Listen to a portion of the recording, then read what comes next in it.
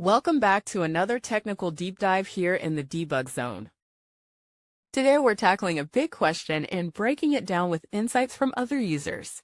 Hopefully this clears up some misconceptions and helps you get the answer you need. So buckle up, stay a little curious, and let's jump right in.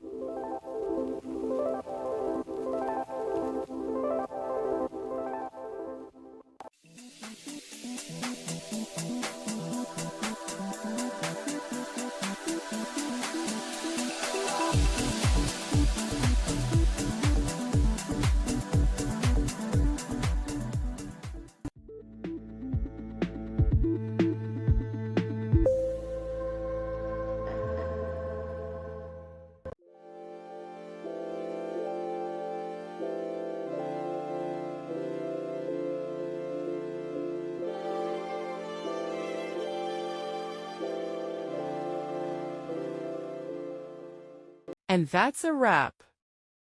I hope you found the answer you were looking for.